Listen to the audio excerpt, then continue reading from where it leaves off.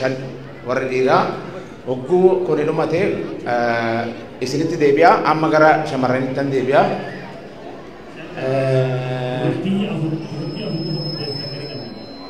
Achumaa qabdu ayyee addee iftuu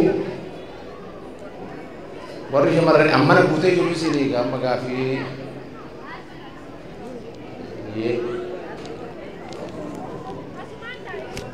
haa hin kaatitu macha dhigta araayima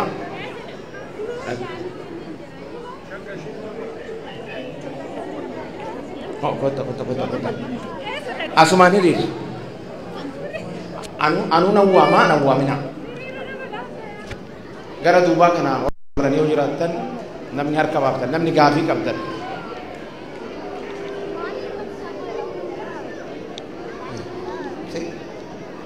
ashi adde obsee jaalaa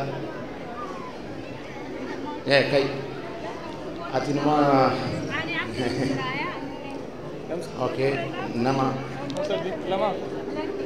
okay asin hiriira warra dubartoota kottu no tokko dhaabbasu kotta nama tokko barbaanna nama gaafii gaafachuu deemu isin gaafii qabdaa ayyee inumaa hun jalqaba gaafii ishiidhaaf kennina tole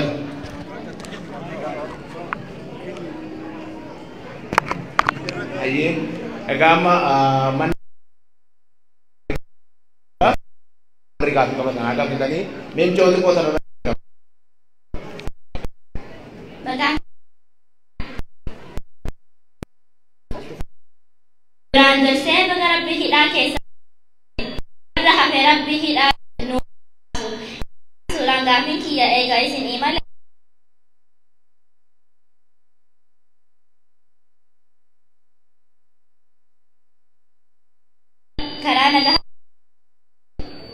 qabsoo hidhannaa ati akka yaada kafaa'otti wal simsiisuu fi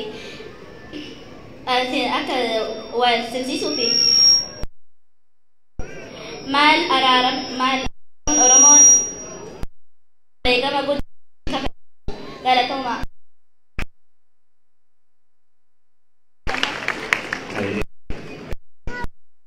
Intaan suni amma dhiira tokko dubara tokko akkasitti dabareen kennaa deema.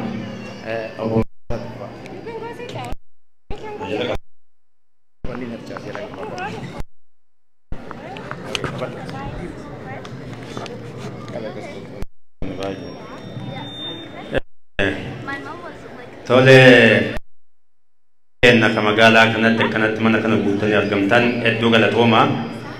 Obbo Jawaar Mohammad baga rabbii mana hidhaatis baase jiraachuun kee waan gaariidha. Gaaffiillee miti silaachuu mallee fi tuurii teeti galatoomaa kana yeruma dheeraa hordofaa baane waan taateef wanni hedduun gaafatamtee jirti. Deebii haa taatee ta'uu dhibaatee ittuma dabalannaa jechaadha. Ani warra sadee daan eegaa itti araarsaa ture tokko haqi isaa eegamu keessa tokko ana haqi kiyya eegamuu qaba. Jaarrummaan tiyyas warra san sadii walitti irratti umurii tiyya waan ta'eef haquma kama jedhuuf isinillee haqa kiyya naa beeka. Ani wanti an jechuu barbaadu ummanni Oromoo kan magaalaa kana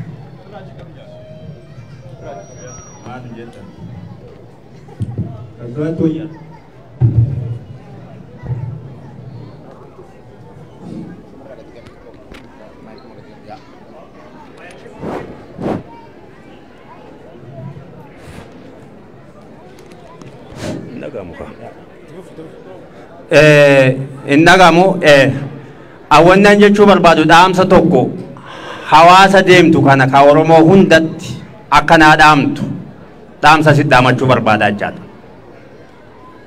Bakka deemtu tuurii hedduu goote nuti bakka jirru kanatti biyya san lammatatti hin deebinu. Oromiyaan teenna as Oromiyaa asitti ijaarachuu feena. Dirreera naannofte kana hunda qabeenya hedduutti lafa badaa jiraacha galma sii kireessanii horiin guddaan achi bahaa jira. Namoota kanaaf hagammaa sii dhaamsa dhaamtu nageenya galma mataa keessanii ka keessan na yaamtan ka keessan dhala keessan guddifattan jaaradhaa ittee siitti himtu hin dhageenye tokko ummata magaalaa kana isaan kan akkatti nuu dhaamte Oromiyaan barbaannu teenna tanuma quban galma keenya keessatti akkasii yaammachuu dandeenyu akka jaaran ummata kanaan community waldaa hawaasaa qabdanii itti hirmaadhaati gahee keessan bahaa ka jedhu akkatti nuu dhaamtu barbaadachaadha. Lammaffaa dhalli generation kana targitu kun Oromiyaadhaa edee qaba madoodhaan mataa keessa dooftee Itoophiyaadha yoo ati hin fudhatan isa kanatti rakkatini Oromiyaan biyyi teenna badhaatuudha biyya eenyuufuu ol ittiin dhaadachuuf nu qabna Oromiyaa yaamuun nutti hin qaanessu waan nurraa hir'atu hin qabdu biyya badhaatuu qabna.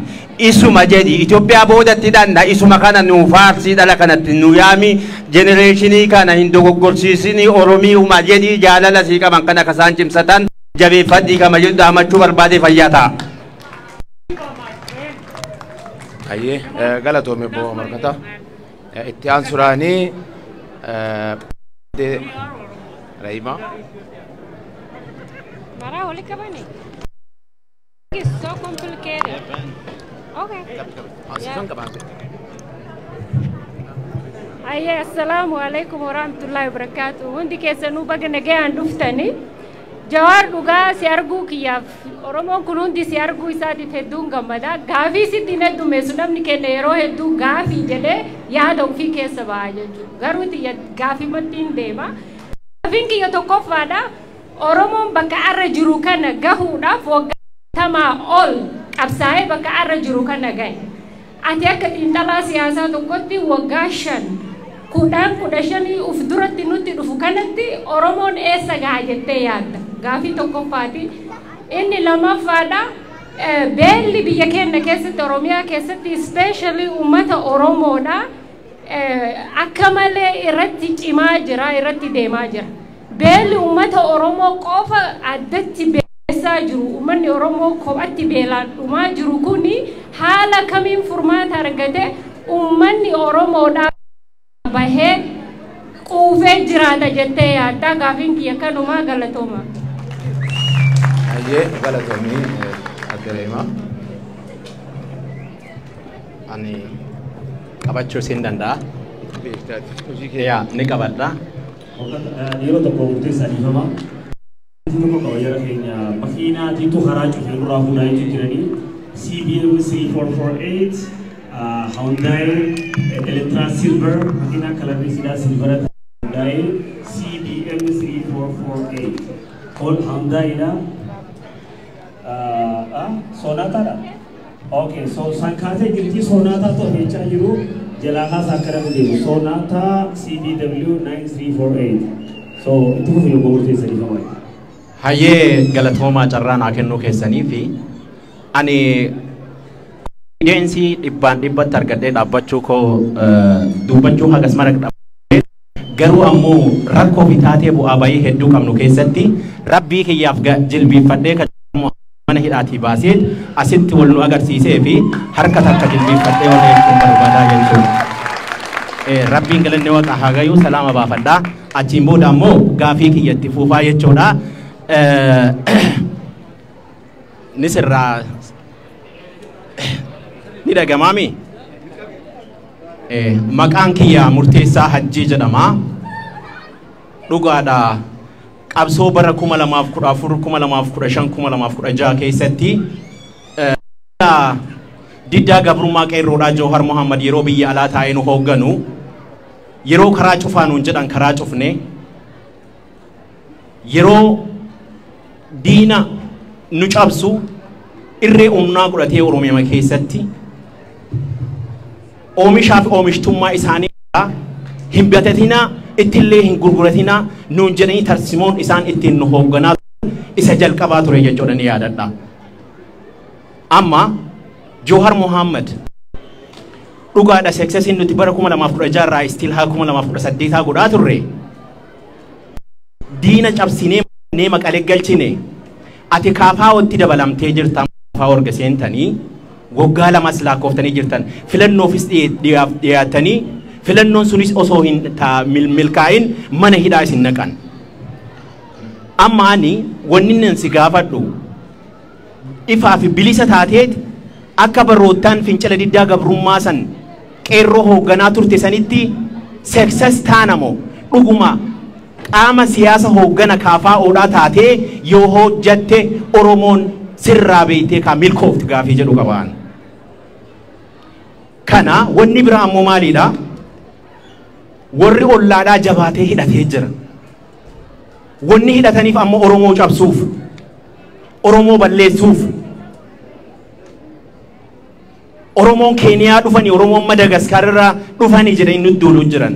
Nuti ammoo haa taatu tuffannullee gurrumaan dhagahaatiin caal jechuu jirra.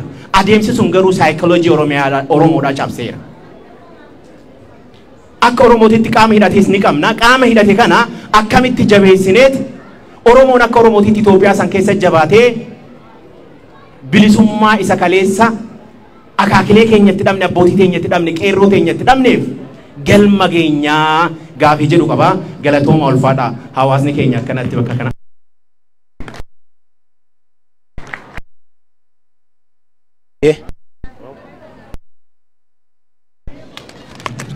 Hayyee amma akki goonu daqiiqaa lama biran dabarsinu namni gaafii yaada yeroo biraatti deebuu dandeenya gaafuma callaatti nu seenadha.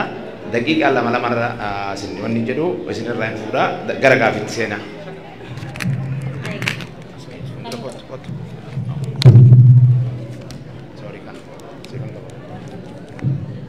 Hai Oromoo teenya baga gammaddan baga gammanne Jawaarii kalee mana hidhaatti jiru hundi keenya ijji keenya imimmaaniin baqaa turte har'a fuuldura keenyatti madarakii keenyarra arguu keenyaa fi hundumti keessanuu Oromoon dhalli Oromoo baga gammadaan isaa akka isaatti itti aansee gaafii gabaabduu takka qofan gaafa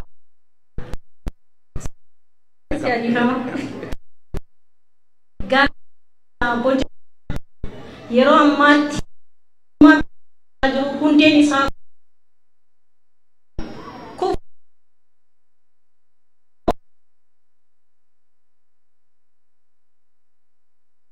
qophiin isin maali?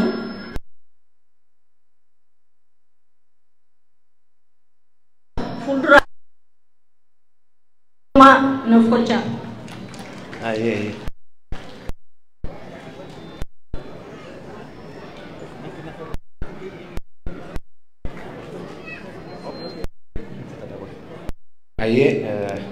amma gara kee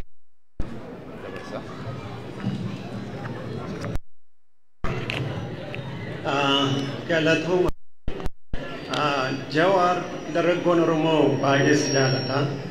Dargaggoo Oromoo biratti dhaloota bara keenyaa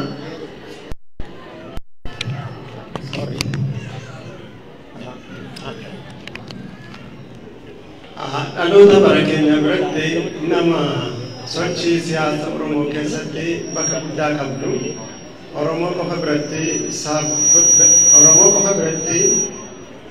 miti saboota ollaa keenya biyyoota lixaasaa ta'u Afrikaa garagaraa akkasumas biyyoota baay'ee galeessaa keessatti illee maqaan kee ol ka'aadha. Sabni kun si qabaachuutti guddoo gammada. Nu jabaadhu qormaanni guddaan fuuldura kee jirus uma baay'ata jedhee yaada. Qabsaa waan baay'eetu mudata. Atis hidhaan si mudatte rakkoon kaanis jiru. Baga hidhaadhaa baatan siin jedha.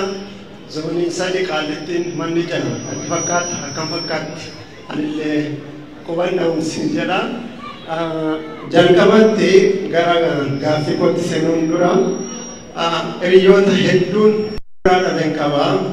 Kan waliin mana hidhaa garagaraa keessatti dararamaa turre. Akka carraa ani carraa argadhee maatii qabsaa'ota hiriyoota koo jaallan koo na biraati lubbuun isaanii dhabe. Kan akka Tasfaa'u Camadaa Xila'uun, kan akka Dabalaa Xaafaa, Tarreessaa Safaraa, kan akka Limoonaa Xila'uun jedhasanii isaan kana fakkaatanii maatii isaanii jajjabeessuu hin dandeenye bulchaa dandeessaa fa'aa dabalatee tokkummaa ashabbir magarsaa fa'aa dabalatee carraa kanaan maatii isaanii naa jajjabaadhaa jechuun hin barbaadaa hiriyoota koo baay'ee jaaladhu waan ta'eef to come to the point tokkoffaa gaaffii marii Oromoo waliin taasiftu keessatti Jawaar Abiy yeroo ta'e keessaa Diqaalootiin maqaa dhahamaa ture yoo kana mootummaa Oromooti jeneraal waraanaa biyya bulchulleen Oromoodha mootummaan kun Abiy fa'aa Oromoodha jette badiin immoo bara mootummaa Abiy kana baay'eetu uumame dogoggoroota seenaa as keessatti uumaman kana Oromoon itti gaafatama moo akkami inni Oromoodha yoo jennee amanne ta'e Abiy Oromoo ta'uu dhiisuun ajandaa guddaa miti garuu badiin inni barate tortuu inni hojjete kun bakka guddaa nuuf qabaata waan ta'eef lammaffaan Oromoon saba guddaadha sabni guddaan kun immoo naannolee garagaraa keessa faca'eetii jira Beenshaangul dabalatee hanga Raayyaa Walloo kun Oromoo ta'uu waan haallu miti haa ta'uuti Oromoo fi Oromiyaa har'a harkaa qabnu kana Oromoo fi Oromiyaa harkaa irraa qabnu kana kaartaa isaanii akkam gochuuf yaada qabda kaartaan Oromiyaa har'a jiru akkam ta'uuf deema gara fuulduraa isa jedhu lammaffaa sadaffaan atiin nama milkaa'edha sochii taasisaa turteen hojii hojjetteen milkaa'ina gaarii argamsiifteetta milkaa'inni kun immoo qofaa nam tokkeedhaan hin dhufne dargaggoonni keenya hedduun si wajjin ta'anii hayyoonni keenyas akkasuma si tumsaniiti. So yeroo ammaa kanatti hayyoota Oromoo garagaraa waliin hojjechuudhaaf qindoominaan hammam itti dhiyeenyaan hojjetaa jirtu. Sababni isaas namoonni tokko tokko akkam jedhu Jawaaree namatti fayyadamellee biroo godhaa jedhu namoonni tokko tokko immoo gorsaadhuma baatanii jala deemanii sana booda akka ta'e fa'aa warra jedhaman jiru. Dhiifama akkam jechuu gootu waan jedhamuun dubbachuu jira waan ta'eef. Irraa urubsinee dubbachuu qabna jedhus Jawaaruma waan ta'eef isaan kana hayyoota Oromoo waliin hammam walitti dhiyeenyaan hojjettu warri ati beekamtii kennitee fi jajjabeessite har'a mootummaatti galanii waan tolchaa jiran hin beekna hiriyoonni keenya hedduunis maal keessa akka jiran waan nun beekuuf jechuudha inni biraan saba kanarraa saboonni hedduun shakkiira qabu sodaa qabu kanaaf sodaa nurraa qaban cabsuudhaaf hammam saboota garagaraa waliin biyyoota garagaraa waliin hariiroo dippiloomaasii fi firooma baay'isuu maaltu hojjetamaa jira isa kana immoo qofaa hin danda'amu birkiitti tolchanii hammam itti deemamaa jira isa jedhudha. Nan gabaabsaa dhiifama. Sochii sabboonummaa Oromoo keessatti qoonni artii Oromoo qabu waan laayyoo miti.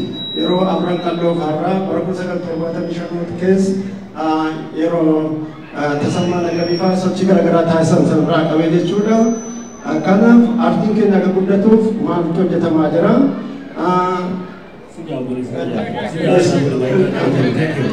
So namatti aantu nuti isaan daqiiqaa lama jennee daqiiqaa lama. Daqiiqaa kudha lama kana seena. Thank you.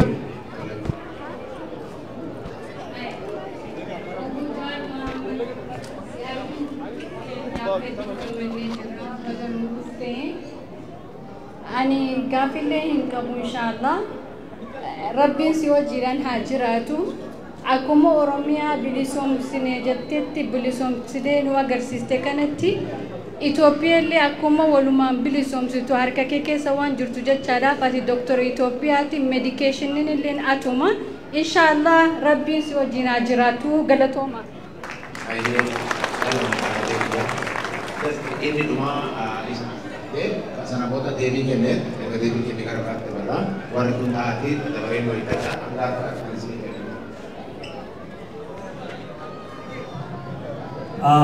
namoonni silaabbata sun difitu qabanii warra keessumaa hundi fixanii fi samboodaan marsaa lammadaa teenya warri haatan nu gaafattu dhaabbata warri biraa lafaa nuti kennaan barbaannu haga nuti chaansiis jedhanii soo itti hafu keessumaa.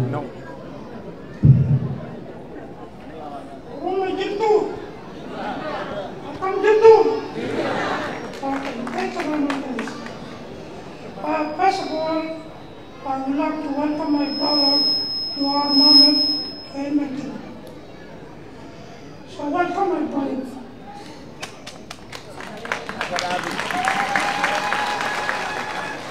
So I have only 3 questions for you. Go ahead. One is for the country. The country is far apart. As a politician of Ethiopia and Oromo, what do you think the country can come together to unite Ethiopia as a people? Second,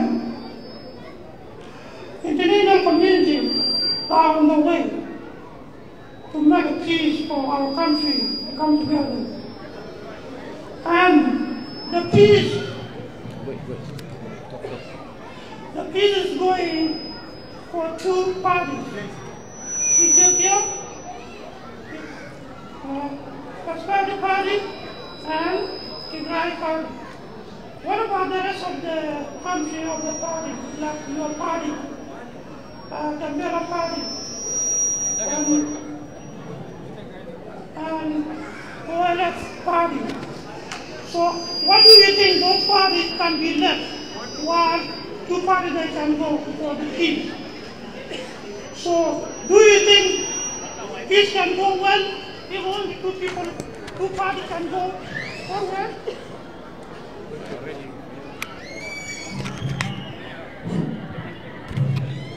No. I think 2 parties cannot go forward to bring the country for peace. So we need, as a politician, so you need to bring all parties together to bring a peace in the corner. The third one is for artists, Aisharo Odessa. We're looking for who killed Aisharo. We don't know who killed. If it is the government behind this one, we need to clarify because it's a good for us. So I need to give us a good information for Aisharo Odessa. Who killed? Thank you.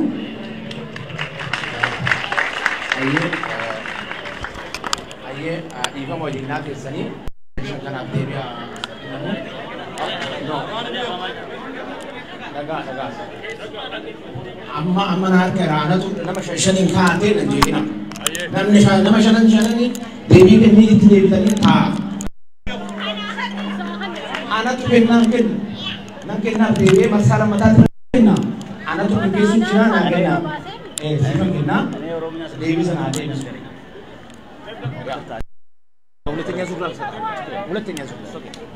Aye, kanaaf amma gara gaaffii gaafatametti deebii obbo Jawaar deebii isinii kenna isatti asitti.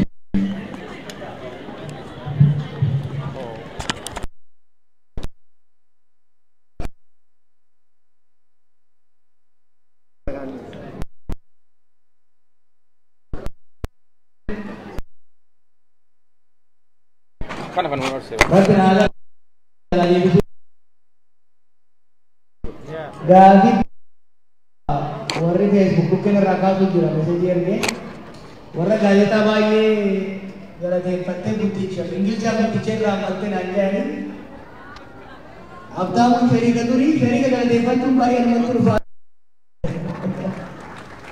Ani abdaamuun ta'uu isaatu Facebook irratti fedhe laata qolbeelleetti maatoo irratti irraa kaasaa turre.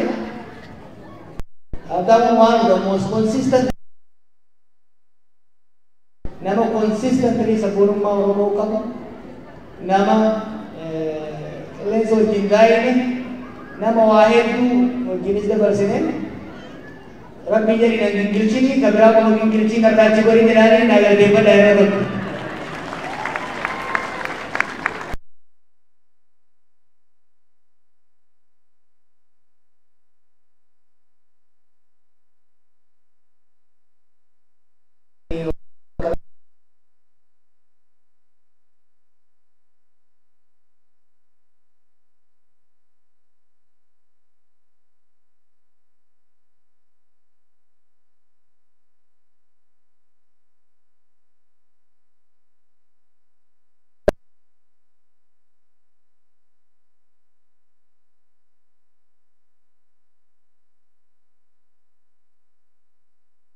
waan haala dhufeemiti.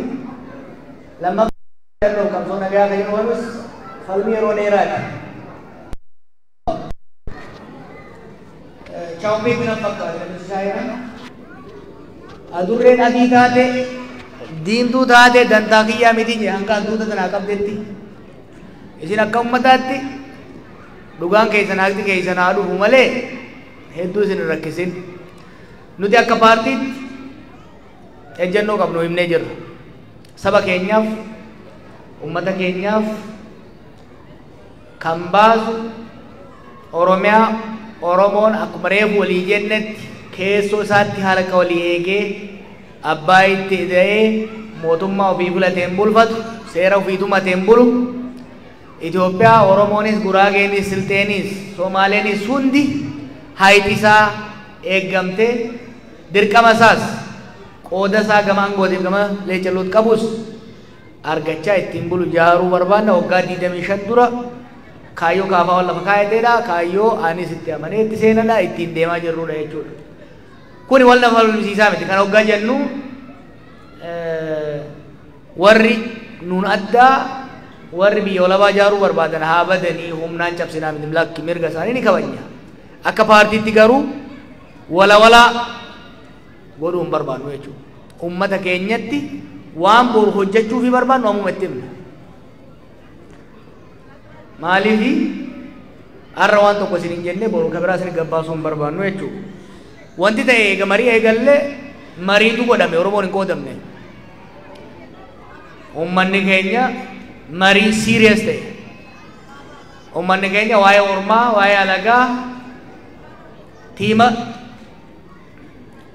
ormaa laalaa harka dha'uu fi dhiiseeti kilabii ofii cinaa hiriiruu eegale jechuudha. We are having conversation.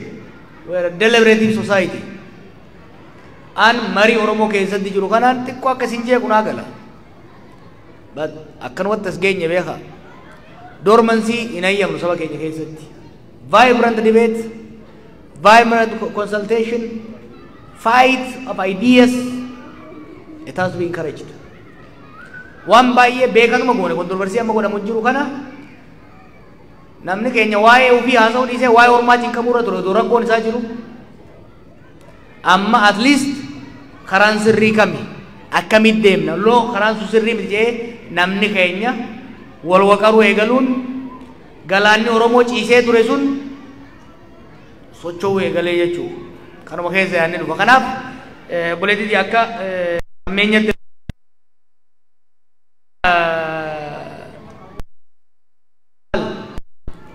nu ka barbaannu anis kan hin barbaadu wal nagaa qabaatu akka deemu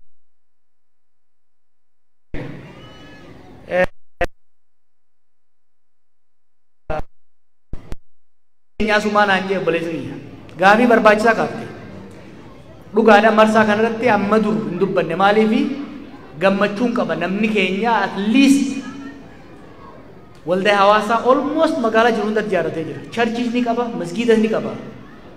Kun hin turre waggaa 10 dura. Sun xiqqoo na mirkaansee xiqqoo ignoor na gochuu wanni akkan waa irraanfadhu gochuun oolle. Hawaasa ijaarrachuun tokko. Hawaasa ijaarratan immoo caayaa irratti qabaachuun lammata. Amma hawaasa ijaarrattanii warri edmantan wanni gurbaan jee sirri. Galma waldaa hawaasaa Oromoo Edmonton qabaachuun akkaan barbaachisaadha. Anis waan danda'e isin biraan dhaabadha. Galma ijaarrachuu qabdan bara dhufutti galma tokko ijaarrachuu qabdan jechuudha. Warra Kaalgaarii guuza yaammadha silaa guuza waliin baatanii galma tokko ijaarrachuun hawaasa kanaaf hedduu barbaachisaadha. Baga yaadachiifte waan dandeenyeen hawaasni keenya dura jaarmaya hawaasaa ijaarratee itti aanee immoo caayaa tokko ijaarrachuun hedduun barbaachisaadha. Yaada bareedaa kaafte. Oromiyaa malee Itoophiyaan jeeni lachuun hin jaa. Oromiyaas nan jaa, Itoophiyaas nan jaa.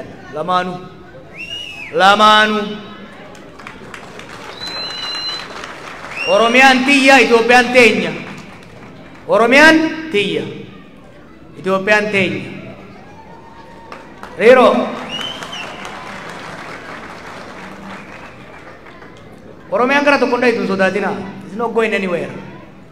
Oromiyaa isinummaan irra wal nyaatanii jiisin amalee amma booda wanni keessa deemu hin jiraatu.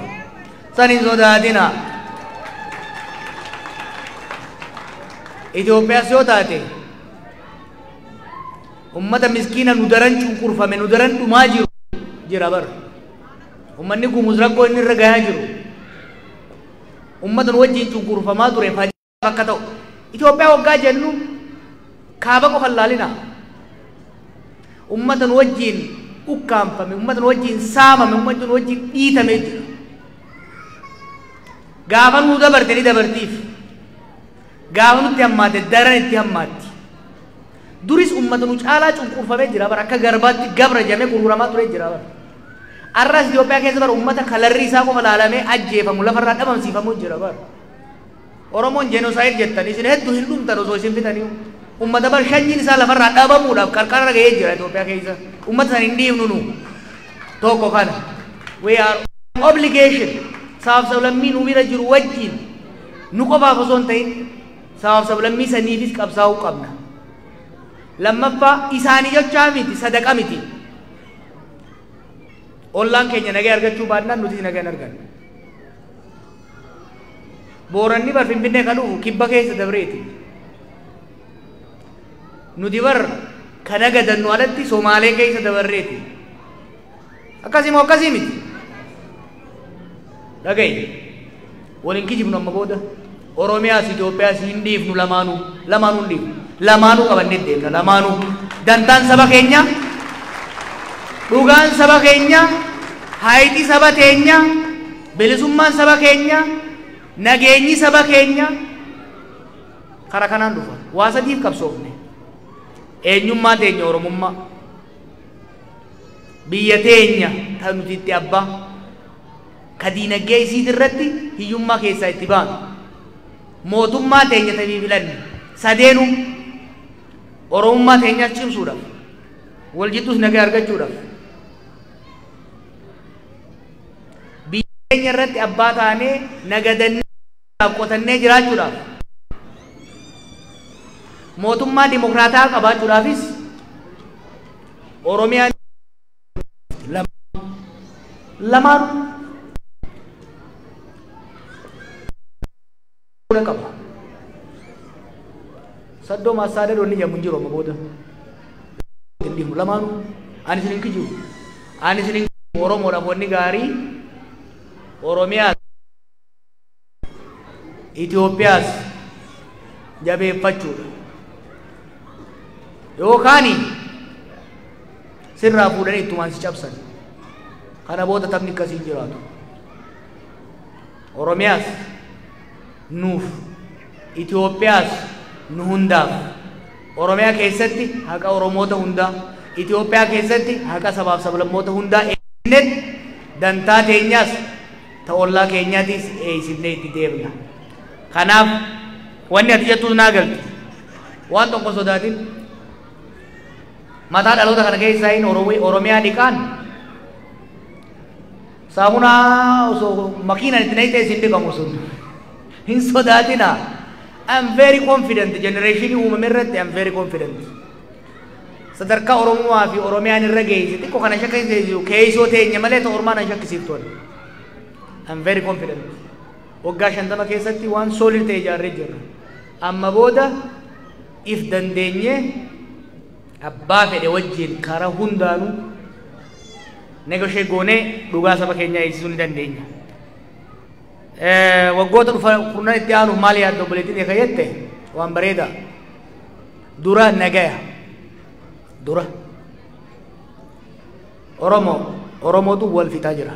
We are engaged in multiple civil wars. Ifiif wal lolaa jirra. Warra dura opinion gabaaboo jedhamutu bikka lama bahee wallayaa jira.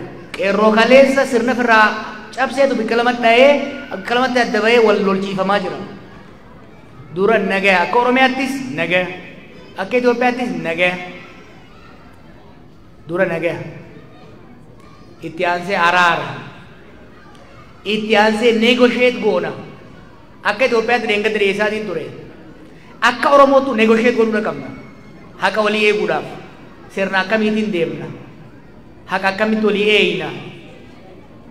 dhugaa akkamii walii galchina kajau we will negotiate abbaan fedhe abbaan mootummaarra jirus negotiation malee amma booda biyya san isinitti immoo Oromiyaanis Itoophiyaanis amma sirna abbaa irreetis lolas qabattee deemuu hin dandeessu negotiation is necessity jechuudha nagaya negotiation goona ce'umsatti deemna sanboon dimokiraasiitti ceena waggoota sadan afran kanatti yoo kana goone nagaya buufne akka itti deemuu qabnurra seeraaf sirna waloo walii galtee akka Oromiyaatti akka Itoophiyaatti tumannaan sanboota biyya deemnee jaaru biiti sun duraanuu hiyyeessa hanguma xiqqoo waggoota dabran guddatte illee waggaa lamaan kana lolli daaraa godhee jira we have to rebuild the country reconstruction rebuilding what's been destroyed namni keenya nagaa wal jittuutti agarraan humna keenya ka lola irra qisaasamaa jiru kana barnoota irra bobbaafne tangible skills qabaate human labor you export so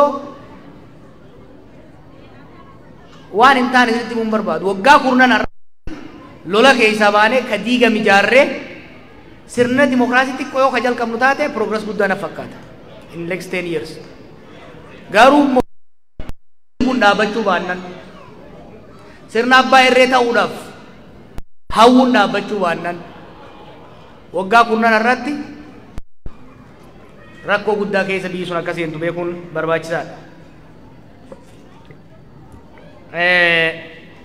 dhimma beelaatiin kakaafte ummata miliyoona 30 oliitu beelaa jira Itoophiyaa keessatti that is 25% of the population beelamaa tokkoffaa duraanuu biitti leechalloo risoorsii gahaan qabdu hanga qabdu sanuu immoo lola irratti qisaasaa jiran sadaffaa waan lolaa fi bilaarraa hafe saamichatti jiran waan Oromiyaa keessa jiru wanni isin gaddisiisu dur Oromii yoo saame it made sense galchee jettaani nama ayyoof abboo isaate jalaa saamee mana bunaati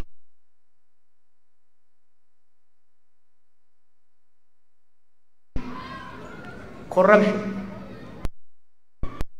rakkoon beelaa hanqina rooba qofa miti complete mismanagement civil war keessa jirti biiti administratively baay'ee dadhabdee jirti dinagdeen biyya keessaa kufee jira alaawwanni dhufu hin jiru kun hundi waggaa walitti dabalame rakkoo hammeessaa jira rakkoo kana irraa aanuudhaaf jaarmeewwanni addunyaa hirmaachuun dirqama waa'ee lolaa wanni dubbannuuf kaabatti baatii 5 baatii 6 dura rakkoo akkanatti ture addunyaan dirmatteetti dhiibbaa mootummaa irratti illee gootee gargaarsi dhaqu jira Oromiyaa keessa almost nama miliyoona 2 ol ta'u jira namni ka bakka bonaatii fi ka gammoojjii baaleetii fi booranaatii fi harargee isinii jechaa jiru namni wallaggaa shawaa lixaatii fi shawaa bahaa shawaa kibba lixaa keessatti namni beelaa jira bara maaliif hin qotanne namni keenya azmara afur sadi hin qotanne namni keenya ka qotate banne Oromiyaa keessatti warri naannoo shawaa kibba lixaa shawaa bahaa shawaa kaabaa salaa bara wallaggaa afran hin qotanne gujiin hin qotanne walitti hin sassaabanne namni ka'ee manni irraa gubatee buqqa'ee deemee buqqa'uu rakkoon at least kaabatti gargaarsi dhaqaa jira keenya buqqa'uun isaatu beela'uun isaatu recognition argataa jiru addunyaa irratti kanaaf nuti lolli kun dhaabbatee gargaarsi nama keenyaa ga'uu danda'u qaba walitti qabaa isinii jechuun odoo walitti balama walitti qabuu dandeessan aangof hin ga'u gargaara nama keessan garuu realistically jaarmeeyonni UN jaarmeeyonni USAID warri Kaanadaatis warri kunis saffisaan akka seenan dhiibbaa godhuu qabnaa godhaa jiru humanitarian access has been blocked to Oromia recognize hin godhamne bara namni keenya xiqqoo dhaggeeffadhaa waan jechuun jiru lolli kun hanga isin yaaddanii ol ummata keenya devastate godhee jira Kanaaf mootummaa irratti karaa jaarmoota alaatiin dhiibbaan godhamee naannoo lolli nama buqqaase kanatti humanitarian truce godhame sun asmantiin gargaarsi nama keenya ga'uu baannaan kaamma dhageessan kun qacaca. Maaliif bara hin danda'u namni. Isa jiru barra. Namni keenya rakkoo amma keessa seenee kana rakkoo laafa miti. Kanaaf beelaa fi lola kana wal qabsiifnee ilaaluun dirqama.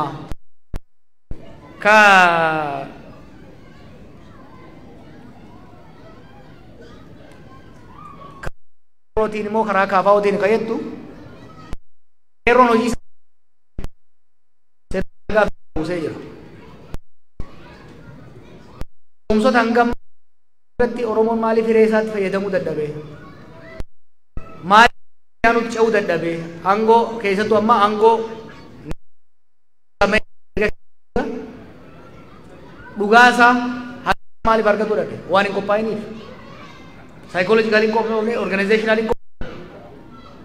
Kanaaf siyaasaa cimaa ijaarrachuun barbaachisaadha. Jaarmaya siyaasaa cimaa hooggansa ititaa imaammata taliila ta'e tarsiimoo bilchaanoo Oromiyaa fakkaatu.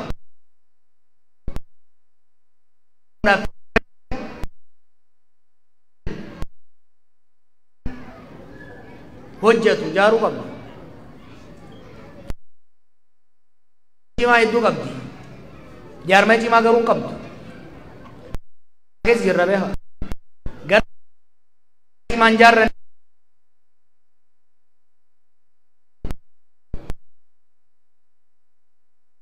the haves and the have nots. Warra aangorra jiruu fi warra aangorra hin jirre. Warri aangorra jirus jaarmaya hin qaban. Jaarmaya cimaan jaarra. Kanaaf fuulleffannaan keenya cimaa akka ta'uu qabu jaarmaya cimaa strong institution ijaaruu irratti jaarmaya siyaasaa akka hawaasummaa mataa dhufaa jira. The next task challenge itti aanu anaafis hundaafis jaarmaya cimaa ijaaruu kanaaf kaafaa'utti seene. Gallee jirra. Raacitii isaa bu'uura isaa tolchaa deemaa jirra. Waggoota isaanan keessatti amma namni baay'een waa'ee masirna kuffisuu irratti masirna kuffisuudha qaba. Booda kana booda wanti ol ba'e gadaan oolamu sirni kunis kufuun isaan oolamu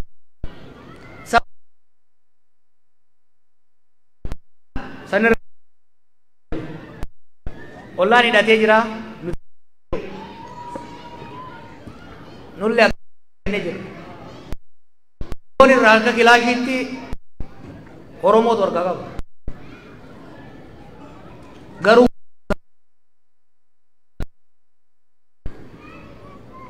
kana hubadhaa. Kilaashii marroo dirribaatu hoggana lachuu wal dha'u jira. Akkasii moo akkasii miti?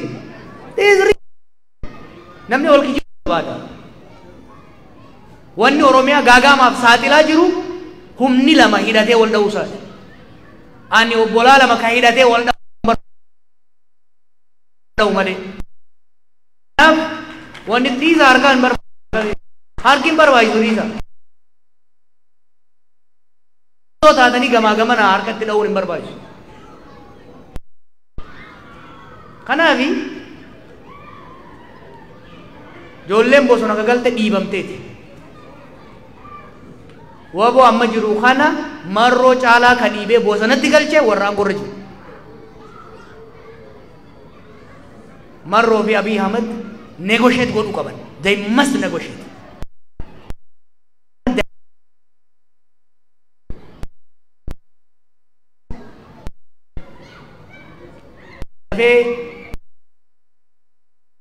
Ini cabsu jiru.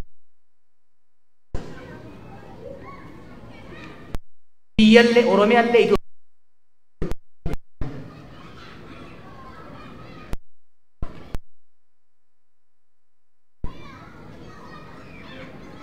Oromoon hidhatee jira walirratti hidhatee malee. Oromoon hidhataa jira walirratti hidhataa jira malee. Nu malee ka walirratti hidhatee jechuun naannoo sanitti. This is fact. Isin liqinfamuu dhabuu danda'a. But it is true. Nam beeka ijoolleen bosona galtees qabsaa'otu nu wajjin qabsaa'otu nu duran nu hogganaa warra ture. Warri har'a jeneraalota ta'ee bifa adda addaatiin deemus hedduu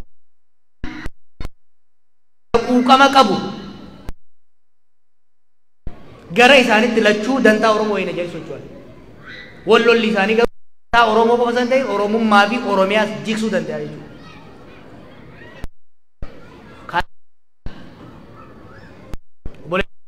Yes, Abiy Oromoodha. Marroonis Oromoodha.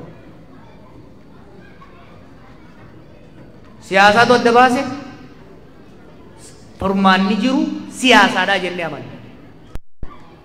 Lamaanuu ta'anii negoshee godhanii waan Oromoof Oromiyaadhaaf ta'u waan biyya naannoo saniif ta'u fiduu qaban jennee wanti tuuf kanarraa kaaneef jechuudha.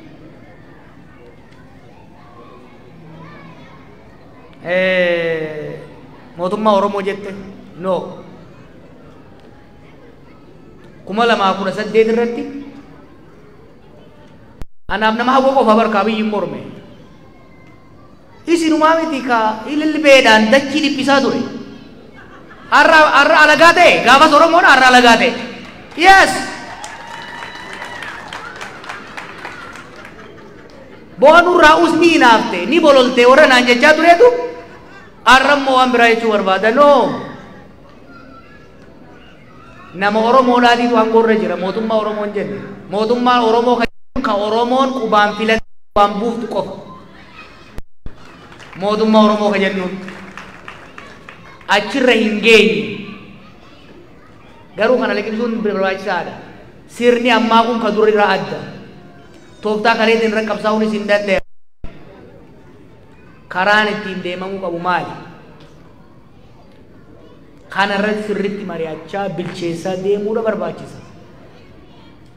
Kanaaf mootummaa Oromoo dhaabuudhaaf sirna dimokiraatawaa ka dhugaa Oromoo haqa Oromoo wal keessattis waliitis waliin deemsu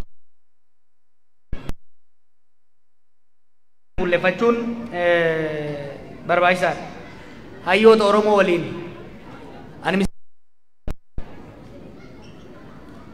paartiin keenya koree hojii raawwachiiftuu qaba. Koree jiddu galeessaa qaba.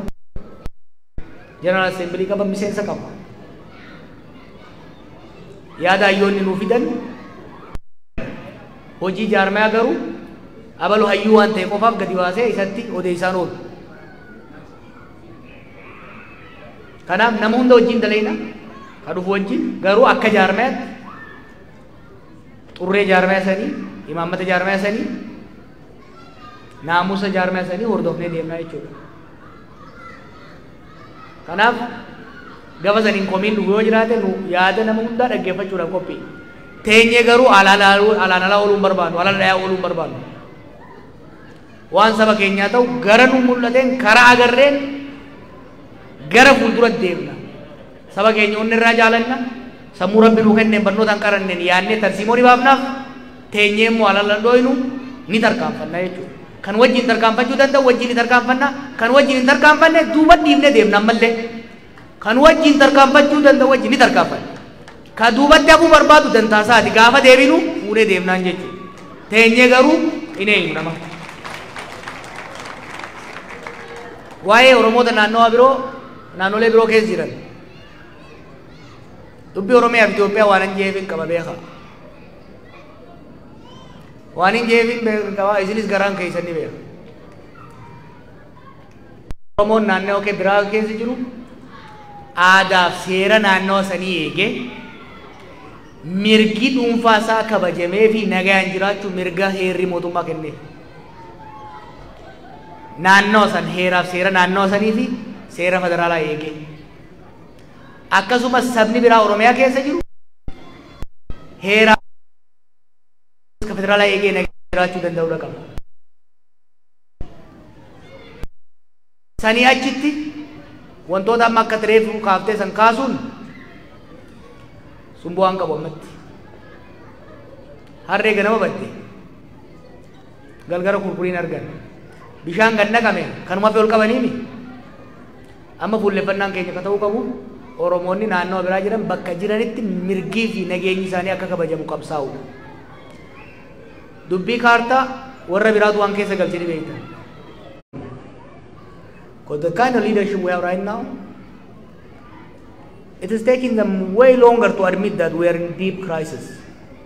So admitting that there is a crisis, that the foundation of the state has been shaky, that the state is about to collapse, that the social relation is rising, the starting point. Number one, we need to push for ceasefire in the area where there is armed conflict. With Tigray, with Oromia, Gambella, Benishangul, in different areas. Because if we don't silence the guns, there will be no opportunity for political dialogue. If the guns continue to be fired, fragmentation will increase, not only between ethnic groups, within the same ethnic group. So it's very important that the priority is given for ceasefire. Then we go to our negotiation. We have to that country was built by force. Political dialogue, negotiation has never been given a chance. We need to give a chance for the country's elite to negotiate, to bargain. After the bargain, we go towards reconciliation. A lot of pain has been caused. People have been discriminated against, people have been massacred. We need to work towards reconciliation. Then we can talk about democratization. 4 years ago, it was easy to talk about democratization. Now it's not, because you cannot talk about democratization in the presence of active fighting. The second question you raised is crucial. Obsessive focus just on the north. Yes, in the north, devastating. But the war predates in the just important the international community or domestic actors develop a comprehensive national strategy for restoration. That has been our communication to foreign diplomats, to the warring parties. If we are going to have a peace with Tigray, there has to be peace with Gambella. You cannot have a house burning from one side and that you raise the question. Ela Oromo wanni guddaan deemuu qabu. Haalli amma keessa jirru rakkisaadha. Xiqqoof duuba deebi'anii tasgabbaa'anii waa laaluu barbaachisa.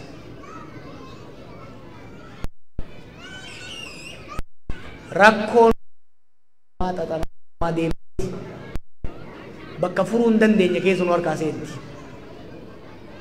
Wanni amma godhaa jirru maali? Gaaffii adda addaa nama keenya keessatti uumame namni irratti akka waliin hojjetuufi kanaaf sabaaf sablammoota isin keessa jiranii wajjin mari'adhaa. Nagaa isaanii eegsisaa. Dirqama qabna akka Oromootti. Saba guddaadha. Saba hunda wajjin daangaa walitti qabna. Nageenyi keenya, nageenyi keessoo keenya, nageenya isaanii tuuba. Dhabni nageenya isaanii, nageenya keenya huba. Kanaaf bakka hundatti sabaaf sablammoota ifitti affeeraa wajjin mari'adhaa. Waan gaariidha, galatooma.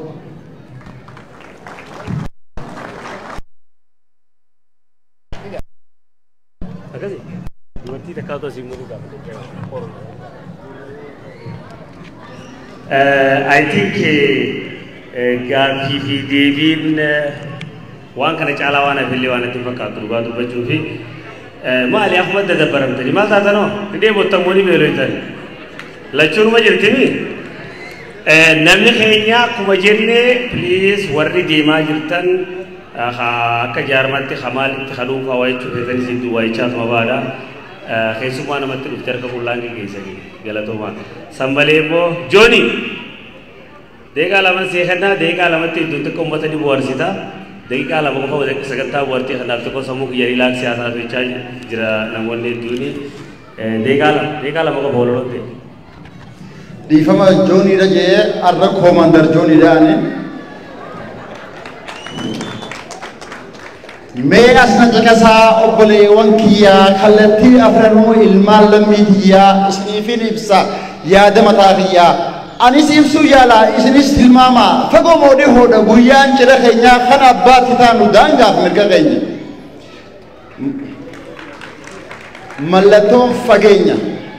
mallattoo fageenya nuti waliigallaan harka keenya jiraa dhiyeessuu dandeenya gufuu takkaa jira farra bilisummaa ifumaaf wal nyaachuu mallattoo gabrummaa ammaan haa buqqisnu summiidha hamtuudha yoo bira dabarree booddeensi seenaadha abbootii haawwanii obboleewwan hundinuu rakkoo irra kunne mee haa wal yaadachiisnu tokkummaa dhabanii gabrummaan horiisa warri nu dura lama hin goomnu mee haa barannu haala dabreerraa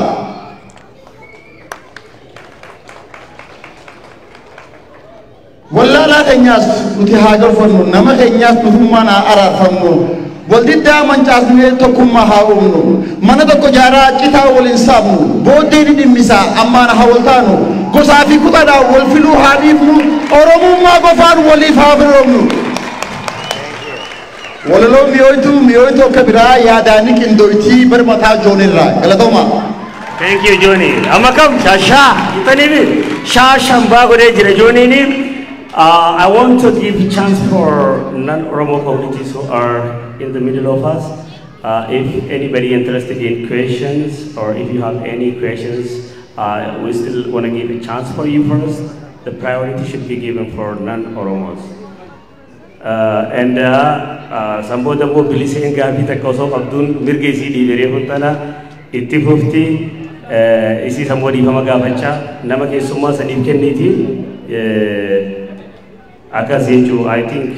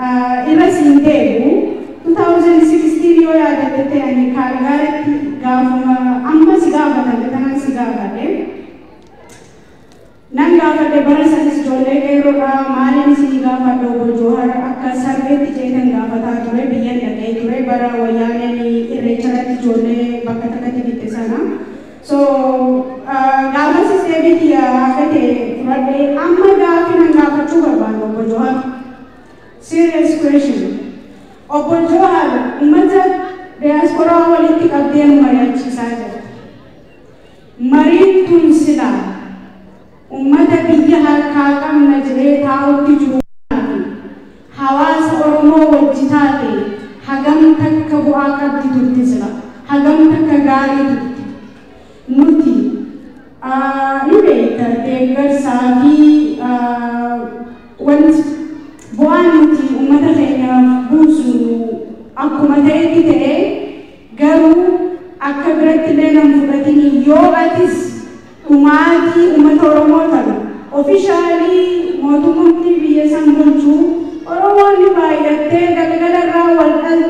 jechaa jira. Atis hin guutamne jechaa jirta. Angaruu I was so disappointed. Oromoon dhumuu hin qabdu. Wanni hundumtuufis hin jiru. Oromoon dhumaa jirtu tun ilmaan qotee bulaa warri aangoodhaa dhumaan jiru. Warri kursirra taa'u dhumaan jiru. Ilmaan haati qoraanitti gurgurtee lafatti deemtee biddeenatti gurgurtee garaa itti hidhatteetu dhumaa jira. Dhumaatiin tun ni jijjiiramti moo ammas ati dhuftee kaafaa'oo seente kaafaa'oo si dura yeroo dheertu turte deeggartoota dilasii qabaachaa turte amma kaafaa'oo osoo hin ta'in namni si deeggaraa jiru ejjannoon ta'e asirratti Orizalti ati dhugumatti uummata kanaa buusuudhaaf murattee haati moo yaaliidha Oromoon kuntis haa dhumtu ni yaalla yaalii jettuudha moo dhugumaan firii qabdii jettee itti amanta gaafii jettuu si gaafatu fedhaa galatu. Okay, thank you. Tokko tokko nama keessa nan Oromoo ta'e namni sun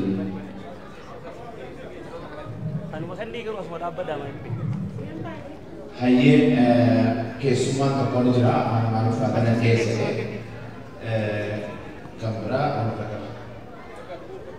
kan biraa qeerroo kana kan suuraa nama tokko irra deebi'a deemota kana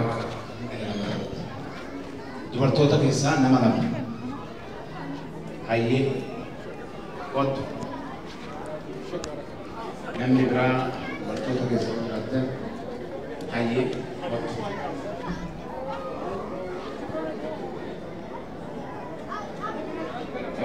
Makin ini itu kios kan berada. Kalau asal makin itu. Hayyee.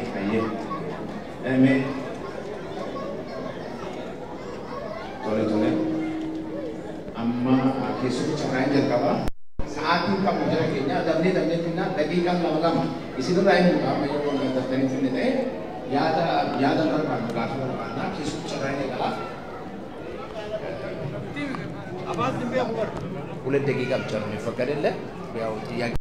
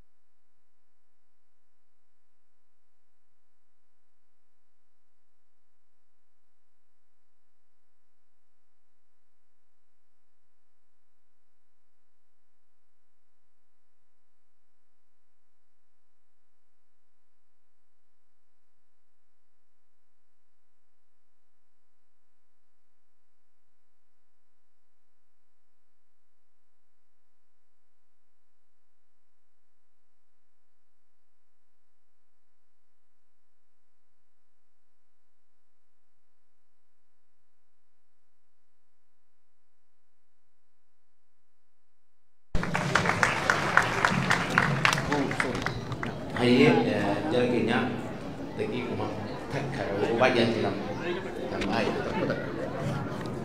Aye, kalau tu macam mana hal tu? Bagaimana mati?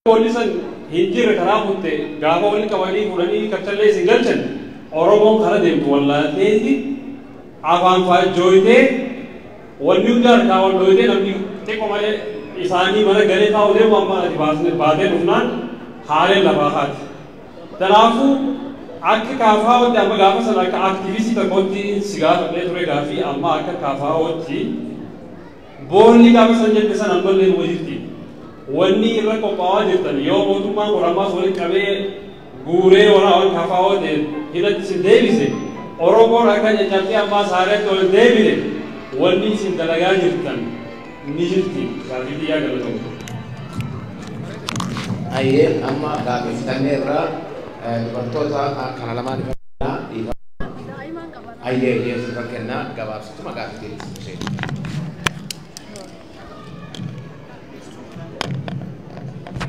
Assalamualaikum. Johan Muhammad. Hedu gammade aran.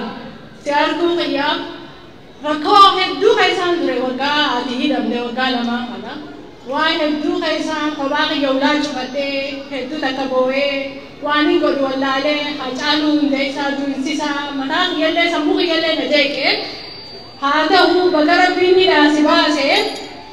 Wani ni jauh berbadu Adi khair abaden Rabbi le to pichamale ilma namadi minit Rabbi le kasiume tu hida sibas namni aranda nasi wali ka ba hujutilu hida isa dalala isa ni dachani di wala ka badu walladani chal jani turan arragaru ati asid devidi oromo wali deviste oromo wagalam ija chofatte wango wallalte khara dem wallalte akada tudabde Adi wali deviste wali yamde galatoma wali san sinjan adi jatu jurtan sila isan tu sinjauga garu akka isan galatomi sinjan adi isan dura durside galatomi jachuke heddu da kana nama dagge fama kalma nama nakati ya Johan Muhammad heddu sijalata heddu wa heddu ulubudi yallati khalu da kamurte badetin jira sidura duda Johan Muhammad wani jau barbad Waning jauh berbadu, Rabbi guyya si ume sodaat buji, guyya tinggali, tapi cuma kanan jauh berbada. Guyya kalun si gari minta ujar ken. Oh, bikahet tu tile bikte cerita, ninggala tane rampat aja cerita, garu wani ni berbadu. Anian kagal tu tinggal mat, barang umala mami kuda aku, wal gari kalgari ragoge, akal mati sudah tae, cara lebih sedikit sudah. Ni dabe ni gade garu arra wani na sabade du bachu juru wani te hejra enyu ma khiyarati an wani te akana ni tv da me kababi media kana dura da bare na ka media dura bare be hoy rakina khiya ibidia barra go e baja ibida santu tu nagu bai na dura da bare wan ta koni ni jau barbadu Oromiyan jechuudha Finfinneen hanga Oromiyaatti gad deebitu Oromoon bilisoomtuun jirtu bakka Finfinnee tana Abiyyi Ahmed nuu gaafadhu Finfinnee nuu deebisa moo nuu deebisu yaa Johaar keenya saniiti galatoomi gaafii qabu gaafii takka waniin hin qabu daa'ima xiqqoo takkaatutu baadii lama guutuu suuraa qoraa ture daa'imtittiin san suuraan isiin qortee Johaar Muhammadiif qorte garuu uummanni as dhaabbatu sukuritiin tunuutiru daa'ima san dhorkanii daa'imni san raftee kun olaala amma kannaa saniin kannaa jetteeti achi waggaa meeqa taa'u jirti. Okay, Galatoma.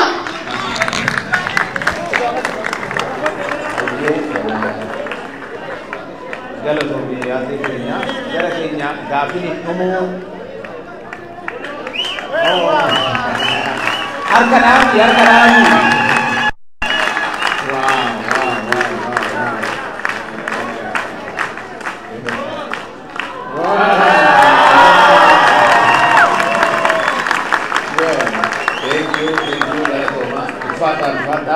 saat kenya machufi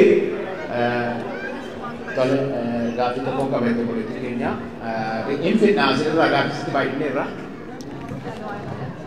yes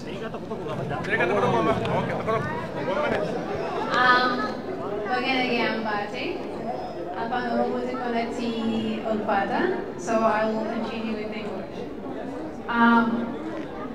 This question it's for my uncle who was killed during the war.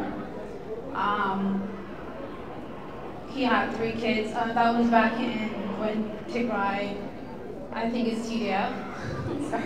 So he was in a war fighting, and he passed. Oh, we never know where he was actually, but we think he passed, and my grandma was searching for him until she passed away. So I'm going to ask this for her. And then also now my cousins are fighting again. I feel like this is a continuous. Is there any hope that this will stop? This is going to stop. Do you think? I mean, this would be a question my grandmother would ask. She's not alive, but I need to stand and ask this question for her son, now her grandson. Is there any hope? Is there any hope for Oromo youth? This is going to be what's going to happen next. Now Oromo and Oromo are killing each other. I'm sure if my grandma was alive, she would be hurt by seeing this. I just needed to know this question. Thank you.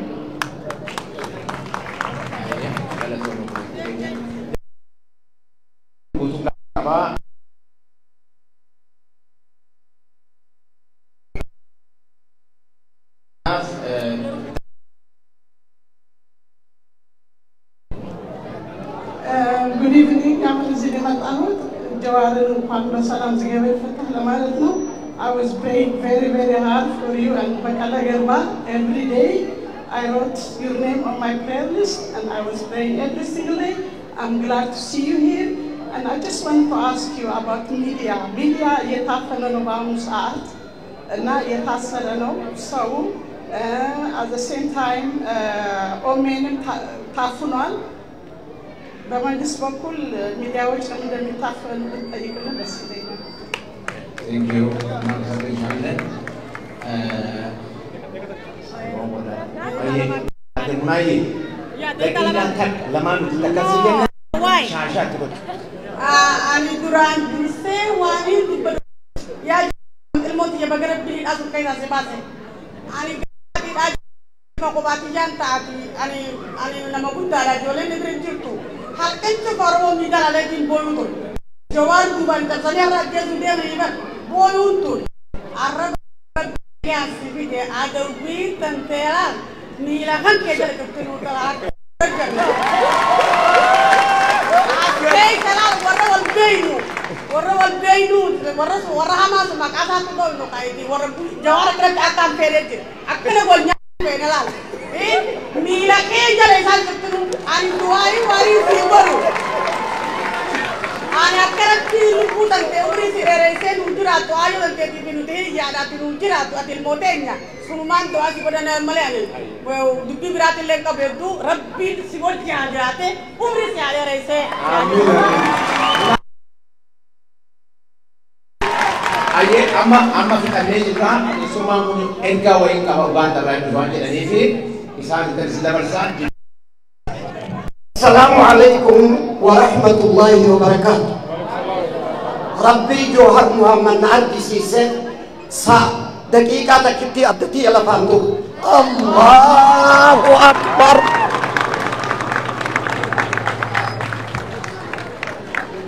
Abi maka awadain maka umat awadain Johar indubi subarbada. Rabbi nage ansibase ukubsanne laloine أقسم والمعركسي ربي قبلني أقو جارتين وياك وشان مفتاز لالك هم قورتين تلوكتين بدريا عثمان محمد ورقية ناوها قو تفسيرين جد أبا مني بادل أحمد أنسان كبا نمي تقطعها دريبا جاما وياك هيد أمتو قبل فتاين نبيل glucose sa ame ikiasa responsibility kamu akan mati kambala ke setaut nami toko okash taha jama okash abdullah ke jama wallahi yo hardu amanu fajese wallahi yo hari najesa ani nafse yo finga basaje jara sallamani responsibility akadatani biyadana bidan amana sittidama ani gala takiyat tajati jalle sirra di marbatu yoga anda tu assalamualaikum warahmatullahi wabarakatuh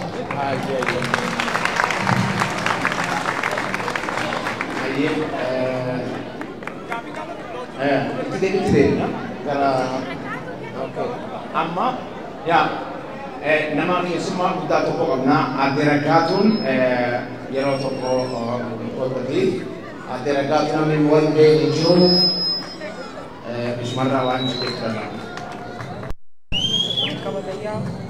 Kana katti qabatan waan beekan narraa qabe waqa ayya galatoma fadda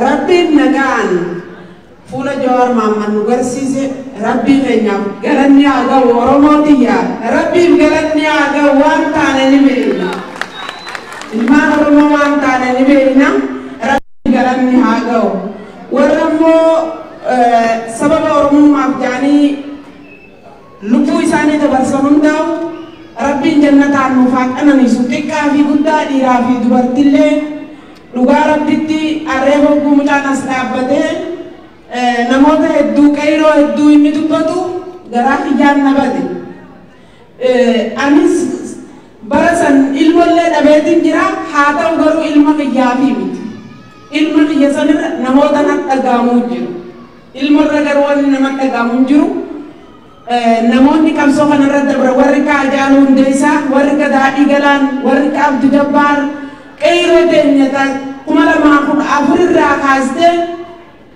qabsoo fi oromummaa fi oromiyaaf jettee wareegamte hedduu fuula kiyya dura dhufu jaallan kiyya hiriyoota kiyya kanin biyyee wajji daakee qabsoofis manaa wajji beese hedduun qaba haa ta'u garuu yeroon isaa yaadadhummaan turan dhufe gumu caaree fudhan as dhufee jiru hogguu abbaan keenya amma suduuta buullee anis waan kophaa kiyyattii fi kiyyaa yeroo isaan nu biraa hidhaman yeroo Haacaaluun nu biraa wareegamu dhugatti waan na dhagame waan hin dabarsaa ture yaadadha dhimimmaan tuna dhufe jechuudha kanaafuu rabbii isa hunda keessaa nu baasee biyyaaf fi sabaaf namni wareegamuun waanuma jiruun durra yoo wareegame namni seena qaba jechuudha seenaa bareedduu qabu namni kalla irratti dhanneen qabdee nu biraa ajjeeru dibamee nu biraa du'e hawaasni oromoo ni beeka jechuudha arra seenaa tokkollee fi maqaa takkaallee yoo abbaa fi haadhaa fi obboleeyyan yaadatan malee namni isaan yaadatu hin jiru har'aan tana dhugatti anu yeroon bakka kana dhufu ganamaan sokkuun dura bakka kana dhufu yeroon alaabaa kana laalu waanin iftuuba dabarse waanin dur dabarsee yaada imimmaantuma dhufa ammallee imimmaantuma dhufa mootii ilmootii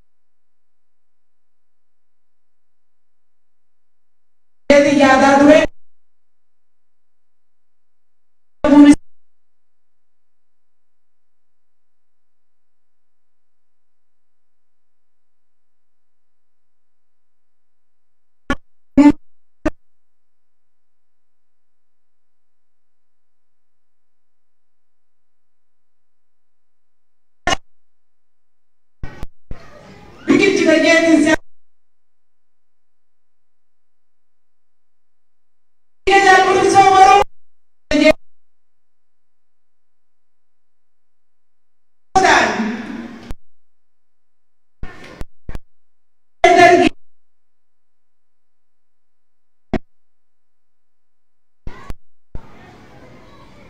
Itimamag, hogu sini activity usa manaradam tikam budar tidam tuban ira tidam tu yada warra tilmatin mo ba yada kamata mata alka ba yada harka isamura kaulen farni manoromo agis kanafu kana nuti iviv wal wanti gona jennu iviv wal mina jennu ubara bitti ana ani wa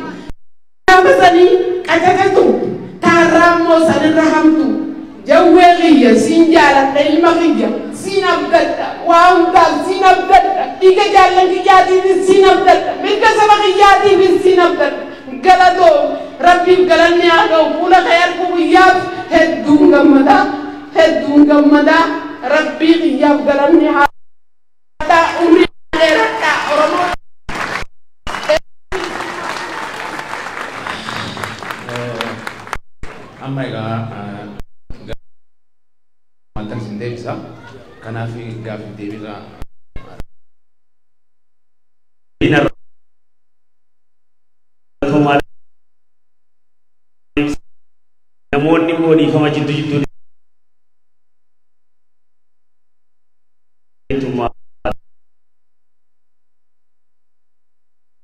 macha keessa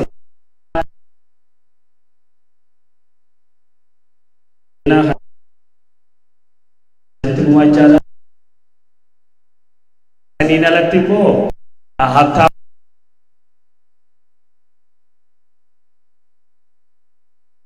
warratti wal agarra.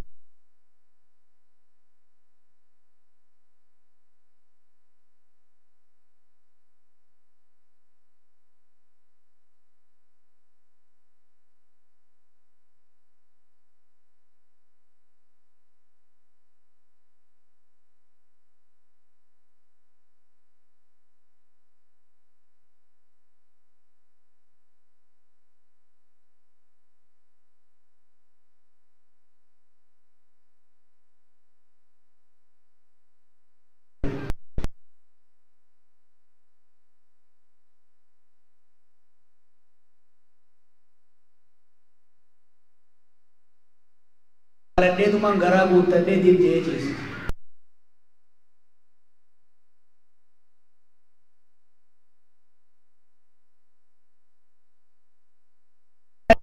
Neraka tu ne dia tu kau deh itu le. Rafe bultu. Dabbal le di wayarin rafe bultu tu tegak makasih lagi. Ero itu mana ni tinggal? Gota fi. Gota kawacu ko habi devi sarimun ol kakasu bara amma gawa to ko wamale baran wala ma kola sajdet mo kaso kam biya garu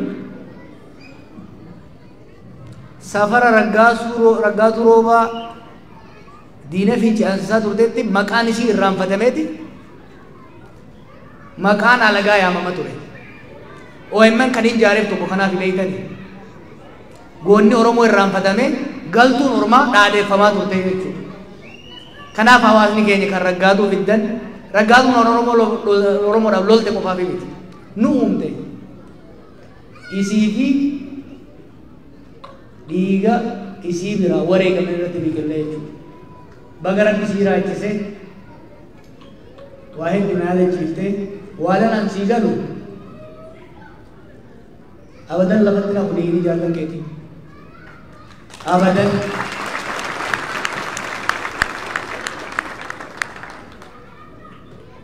अकी अन्यंताने बकर्राकान इंजिरू बकतिकान ले मुंगेनी बकगरा केन्या नहीं केन्या हंगा केन्यू देवना यो दत्तम ने हारा कल्पना यो संचाला दत्तमने नि वरेगम नमले उगा सभा केन्या लबे गोदोद केन्या अबदन हिरती सभा केन्या उगा उम्मत केन्या खाई उम्मत केन्या रगरंग लुखना शक्किनी बका केन्या का एदु आदोन तुलफाता का मरी कुबिया के सत्ति मोतुमा वजो सोको डमेनी गोदा जालतनी दी मिथि amma booda oromo wajjin osoo naasayin oromo wajji osoo dubbatin oromo ajjeesaa oromo moggeessaa angoorra turraan hin yaadamu isinitti himu osoo dubbii oromoo keessaa sirnaan qabne isaan qofaa miti baay'ee ta'u nullee doongora baay'ee hojjenna osoo dubbiin nu keessaa wal cabsutti deemuu baatte Dina wal cabsu wal cafamu kesan sai itu rabe ana dirkama it will happen dirkama it will happen ka oromon dumajira hamma isin beitani ol dumajira karasa sandu kamane datti kabelandu kakarandu angkaninje sabala ko isanu radikati je kalafarra dugu jira biya sangani oromo dugu jira sabni birati dugu jira namni ol fitu jira kana wani je juga oromo ragu dapat juga oromo ko farrai gumuzir ra dapat juga kemantar ra dapat juga amar ra dapat juga duti tigre ra dapat juga hai why maal jecha namni waan wantaarra wal fitaa oola kanaaf duuti dhaabbachuu qaban dhugaadha ka garummoo buleetee kati kaafte wanni waywaach jiruuf akka namni garii yaadu onnee dhabee mana hidhaatti Oromiyaa na jala irreesii godhanii Itoophiyaa daawunlood godhaniitti miti. That's not the case, I'll tell you. Dhumaati hangammaa taatee la taluuftuun na sodaachisa. Taluuftuun na sodaachisa. Kanaaf bishaan reefu isiniin jee kajjige jala fiiganii kanumaan ol qaban dhumaatii kan hanqisuudhaaf dhiibbaa hunda goone biyyi sun wal balleessuurraa akka dhaabatu gochuun barbaachisaadha. ስለ ትግራይ ስለተነሳው ጥያቄ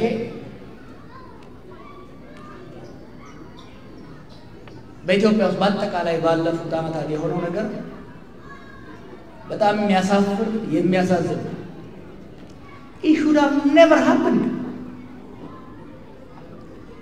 የአንድ ሀገር ሰዎች ብቻ ሳይሆኑ የአንድ ፓርቲ ሰዎች ናቸው ለሁለት ተከፍለው ለሶስት ለአራት ተከፍለው አገር አባልተው 500 ዜጎቻችንን የቀጠፉት። ብዙ ዲቴል ልነግር እችላለሁ ግን እስር ቤትም ሆኜ ያሰብኩት ከወጣሁ በኋላ ያሰብኩት ከአንድ ወገን ቆሜ ግፋ በለው ማለት ይሻላል ወይ በተቻለ መጠን ማቀራረቡ እስከ ዛሬ የተፈጸመውን ቁስል እየነካኩ በማድማት ማባባስ ይሻላል አትሊስት የባሰ እልቂት እንዳይመጣ መገፋፋት ይሻላል። ትግራይ ክልል ውስጥ ብቻ አይደለም ጦርነቱ ትግራይ ላይ አልቆመም። ከትግራይ ከወጣ በኋላ ብዙ የአማራ ዞኖች በጣም አሰቃቂ ውድመት ነው የተፈጠረው። አፋር ውስጥ አሰቃቂ ውድመት ተፈጥሯል። ኦሮሚያ ውስጥ፣ ጋምቤላ ውስጥ፣ ቤኒሻንጉል ውስጥ ዛሬ ሰው እየተቀጠፈ ነው። አንደኛ በሁሉም በኩል በትግራይም ሆነ በሌላ ቦታ በአስቸኳይ ጦርነቶች መቆም አለባቸው። ሁለተኛ 30 ሚሊዮን የሚሆን የኛ ዜጋ የኛ ሀገር ሰው በረሃብ አለንጋ እየተገረፈ ነው። ትግራይ ምናልባት ወደ 90% የሚሆነው ህዝብ እርዳታ ላይ ነው ያለው። በቂ አይደለም። በነገራችን ላይ ትግራይ ላይ እርዳታ የሚቀበለው ህዝብ እርዳታ የሚያስፈልገው አይደለም። ብሩን ከባንክ ማግኘት ስላልቻለ ነው። ፋብሪካ መስራት ስላልቻለ ነው። መብራት ስለሌለ። ስለዚህ ሁለቱ አካላት የእልህ ጫወታ ቀልድ ትተው በፍጥነት ተወያይተው አንድ ዘላቂ የተኩስ አቁም ስምምነት ላይ መድረስ አለባቸው። ሁለተኛ ሰርቪስ ሪስቶር መደረግ አለበት። ኤሌክትሪክ፣ ኢንተርኔት ሰርቪስ ምክንያቱም ይሄ ሰርቪስ ሪስቶር ከተደረገ አሁን እርዳታ ከሚጠብቀው ትግራይ ውስጥ ካለ ዜጋችን ውስጥ በአብዛኛው ከእርዳታ ነፃ የሚወጣበት ሁኔታ አለ። ያ ብቻ ሳይሆን ለአመራሩ የፖለቲካል ፕሬሸር በመቀነስ ለሰላም ያለን እድል ያሰፋል። ስለዚህ ሁለቱ መቀሌም ላይ ፊንፊኔም ላይ ያሉት ኃይሎች ኳስ ከዚህ እዛ መወራወር ትተው ድርድር በፍጥነት በማካሄድ ሰርቪስ ሪስቶር ማድረግ ብቻ ሳይሆን ወደ ኔጎሺዬሽን መልቲ ትራክ መሆን አለበት። ኢኒሺያሊ በብልጽግናና በህወሓት ወይም ደግሞ በፌደራል መንግስትና በትግራይ ክልላዊ መንግስት መካከል ድርድር ይካሄድ። በተመሳሳይ መልኩ በፌደራል መንግስትና በኦኤልኤ መካከል በፌደራል መንግስትና ከሌሉ የታጠቁ ኃይሎች ጋር ድርድር ይካሄድ። የተኩስ አቁም ድርድር በተኩስ አቁም ላይ ከተስማሙ በኋላ ወደ በጋራ መጥተን ሀገራችንን ወደፊት እንዴት ማስቀጠል እንችላለን? በህዝባችን መካከል ያለ ግንኙነት በምን መርህ ነው መገራት ያለበት? ስልጣንና ሀብት እንዴት እንከፋፈላለን? ያጠፋን እንዴት እንቀጣለን? የሚለው ላይ አዲስ ሶሻል ኮንትራክት መፈራረም ያስፈልጋል። ሎክ ትግራይ ውስጥ ከፍተኛ ሰፈሪንግ ደርሷል። ይሄ ግጭት ግን በትግራይ ላይ ብቻ ሊሚትድ የሆነ አይደለም። የትግራይንም ጦርነት መቆም አለበት፣ ከተቀረው ኢትዮጵያ መቆም አለበት። ኮምፕሪሄንሲቭ የሆነ ሰላም እንዲመጣ ግፊት ማድረግ መቻል አለብን። ተስፋ አለኝ፣ ተስፋ ይታየኛል። አትሊስት ላስት ይር አሁን ኦገስት ነው። ኦገስት 2022 is better than August 2021። አምና በዚህ ሰዓት ህዝባችን ሰሜን ላይ እንደ ቅጠል እየረገፈ ነበር የደሃ ልጅ። ዛሬ አትሊስት ጋብ ብሏል። ስለዚህ ለዛ ፈጣሪ ማመስገን አለብን፣ አመራሩ ማበረታታት አለብን። ነገር ግን ከዚህ የበለጠ የሚቀጥለው ኦገስት 2022 23 ከዚህኛው ኦገስት የተሻለ መሆን መቻል አለበት።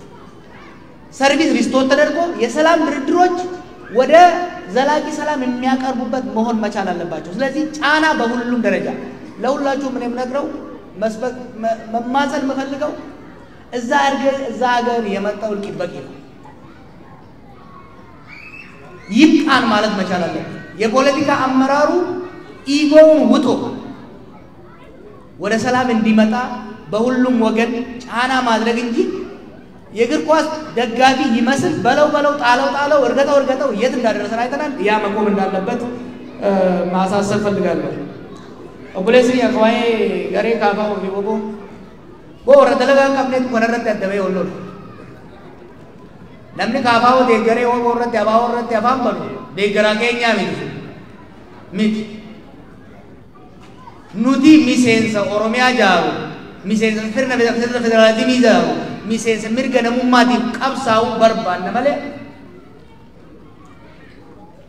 ka yaa'ii oofaa ooluun barbaadu rakkoo sanii caalaa gurguddoodha qabna warra obbo wajjin garaagarummaa tarsiimoo qabna garuu obboleeyyan keenya hedduun isaanii miseensa keenya warra ture dhugaa isaanii ni beeyna. Kanaaf nuufi isaan jidduus nuufi abaaboo jidduus garaagarummaan ka tarsiimoo ka tooftaa yoo taate malee diinummaa hin qabdu. Kana warri akkasitti oofan irraa akka dhaabatan gochuun barbaachisaadha.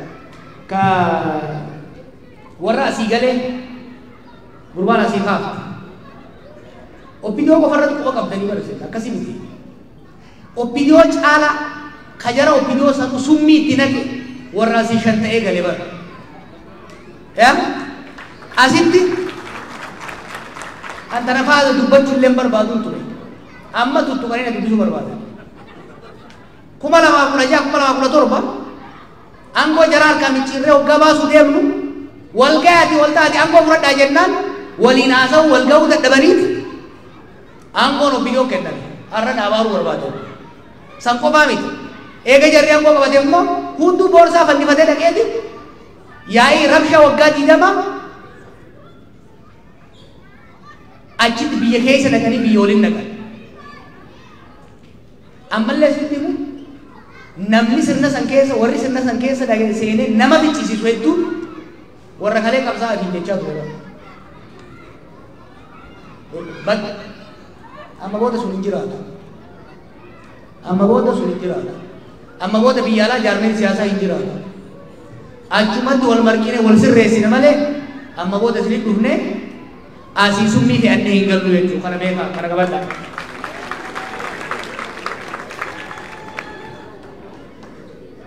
If there is any hope, the killing will stop. We have to hope against hope because we have no better option. We must end the wars. The war in Tigray, the war in Amara, in Afar, in Oromia, and Benishangul need to end. Because if we don't end these wars, the suffering will continue, the killing will continue, the starvation will continue. That's why we must push all sides to negotiate. If we don't end the war, we lost your uncle. We are going to lose your cousin. We are going to lose his kids. We are going to lose so many generation after generation. So ending the war is our hope. That's why we campaign on media. Media rati, the media rati yakin. Ye media nasanat tafma. Aur ko selana nasanat jawab managar kentot na gobat. Ornas kamu maras nasanat ay mata malwasha chukri. ተዋጊ ኃይሎች ነፃነትን ሊያከብሩ አይችሉም። የሚዲያ ነፃነትን ሊያከብሩ አይችሉም። ስለዚህ የሚዲያ ነፃነት፣ የግለሰብ ነፃነት፣ የሴቶች መብት፣ የምን መብት እንዲከበር ከተፈለገ ጦርነት መቆም አለበት። አንድ እሱ። ሁለተኛ ለሚዲያ መብት መታገል አለብን። ሚዲያዎችንም ደግሞ መታገል አለብን። የኛ ሀገር ሚዲያዎች በእሳት ላይ ቤንዚን እያርከፈከፉ ነው። በመንግስት እጅ ያሉትም ከመንግስት ውጭ ያሉትም ለዩቱብ ሽቀላ ተብሎ የሚሰራ ስራ ሀገሪቷን ህዝባችን እየበታተነ ነው። ስለዚህ ለሚዲያ መብት ስንታገል we should also be cognizant of the danger that is coming with media. ሁለቱን አላይቶ መሄድ አስፈላጊ ነው። ቦሌስኪ ያወራ መንጉዶ ተለማን ስፖንሰር ተው ቀቡ ሰን ኮሚኒቲ ቢንዲሳ ኤላ ጀረና ኦሮሞ አሞኔ ወልት ሲንቀቡፊ isinirran beekafi miti. Tokkoffaa isin irraa dhagahuu barbaadna. Lammaffaa carraa kiyya fayyadamtanii waan onnee keessan jiru buqqaaftanii waan kana warri mootummaas ni ilaala, warri ollaas ni ilaala, warri alagaas ni ilaala, warri addunyaas ni ilaala. Kanaaf kana manni abdiis ni kan immoo maali? Dhugaa qabna. Dhugaarraa socho'uu hin qabnu. Tokkummaa teenya cimsachuudha qabna.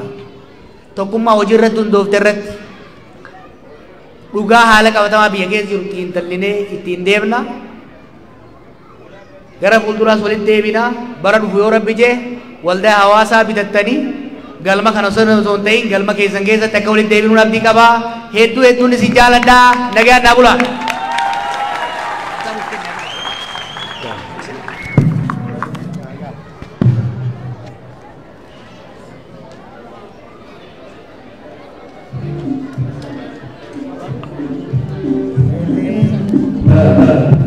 Ayah jara kayaknya boleh jadi namun waan adda addaa gumaachaa akkasumas isin jedhe warri warga keewwata inni kan akka hin taane akkamatti deeminaadha waan qabatanii dhuftannoo kannaa obboleeyya keenya immoo hasaskaa turuun irraa dhufan yeroo hedduu hirii adda addaatiin isaan waamuuf tattaafadhullee asitti naaf argamuu hin dandeenye isaanillee namoonni bakka hojjetanitti akkasumatti nu duraadha